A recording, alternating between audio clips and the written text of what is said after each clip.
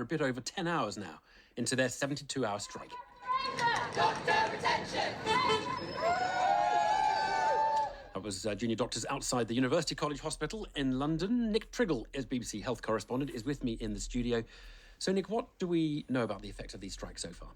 Well, we always knew they would cause significant disruption because of the sheer numbers of junior doctors there are. As we said, more than 40% of the medical workforce are classed as junior doctors, and they go up to anyone with perhaps 10 years' worth of experience. It's unclear just how much disruption, but certainly we expect it to be worse than the nurse strikes we saw earlier in the year. Then we saw some hospitals reporting up to 20% of planned treatments having to be postponed. But unlike those nursing strikes, this walkout involves emergency services, so consultants have had to be brought across to provide cover, and it looks like that has started to impact on some cancer care as well as routine operations like hip and knee replacements. Right. Well, you mentioned knee replacements, and we can for sure say it's not business as usual in English hospitals today. Non-urgent patients have had appointments cancelled, and I spoke to an elderly woman with two bad knees who needs them seen to very badly. Her name's Maxine Little. I was due to have my left knee done in March 2020, and it was cancelled 2 days before the operation because of COVID restrictions. And in the meantime, my right knee has played up, but this is a second knee. I've already had it done once. And the doctor who did the left knee can't do the right knee because it's a second one. So I had to then go on a waiting list to speak to him, where I've been waiting 6 months now to speak to him, only to have it cancelled 2 days before today because my appointment was for today. And now they've rescheduled that for September the 6th. So that's another 6 months. And that's only for him to see me and put me on his waiting list. You had an appointment for today and they said, sorry, you can't do that. Is that because of the doctor strike? Did they say it was? Yes. And they've said, we'll give you one in 6 months. Yes. How bad is the condition? I mean, are you feeling quite unable to move around with these knee problems? I struggle. Well, I shuffle from here to the bathroom and back again.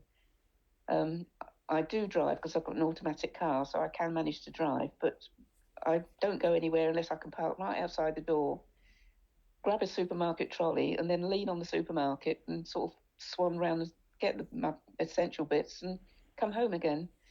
Is there pain? It's a great deal of pain. Every time I get out of my chair, I know it's going to hurt. And I count the steps around my kitchen to see how the least steps it takes me to get from the kettle to the cooker.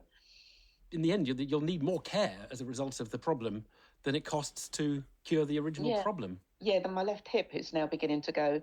And because the more I'm walking like this, it's wearing the left hip out now. So that'll be the next thing on the list. I should live so long.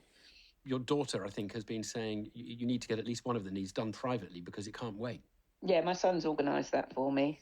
When I told him this, that it had been cancelled, he just said, right. And he phoned me up next day and said, right, you've got an appointment. And apparently that's scheduled now for April the 7th, I think, to get my left knee done. Getting a knee job privately, well, I don't know what that costs, but it's thousands of pounds, isn't it? It's not 500 quid. I mean, it's is that 14. 14,000? It's 14 for my left one, but for my right one, because it's the second time, that'll be 20. But I'm going to wait for the National Health to get the right one done. So I'll go along with the left one at the moment. Have you got the 14,000 sitting in the bank ready for that? Or I mean, that's a lot of money. Well, it's my savings, which is, supplementing my pension. Maxine there with, the bad knees, waiting for surgery. Nick Triggle's still with me. Nick, when they reallocate appointments cancelled by these events such as the strike, they don't put you in tomorrow and push everyone else back a day. They give you one in 6 months, if you like. They put you at the back of the queue, it seems. Yes, that's right. I mean, obviously, in the lead up to an operation taking place, you've got pre-assessment operations to check how you're doing and if you're ready for that operation. So these lists will be planned weeks, months in advance. So the problem that patients are facing when they have these operations postponed because of the strike is that they are then going further and further down the queue. Months down, not a few days of delay. Right, now, Nick, I wanted to talk to you about something else, which is the argument being offered by the BMA, obviously representing the junior doctors, saying that they start on salaries lower than baristas at Pret-a-Manger. Is this true? I think you've done some maths to talk through this. We've been looking at this. So baristas at Pret can earn up to £14 an hour. Now, for a junior doctor in the first year of their training, their basic pay is around £29,000 a year, and that equates to around £14 an hour for a 40-hour week. But it's also true that on average these junior doctors will earn 30% more in extras for things like on social hours and overtime, and fewer than 10% of junior doctors are in that first year of training. By the end of their training, the basic pay has gone up to equivalent of £28 an hour. Again, they can earn about 30% more, and that takes their average earnings up to about £77,000 a year. And that's likely to be enough to put them in touching distance of the top 10% of earners. Okay, but in that first year, measured in particular ways, you can see that comparison. Nick, thank you for that.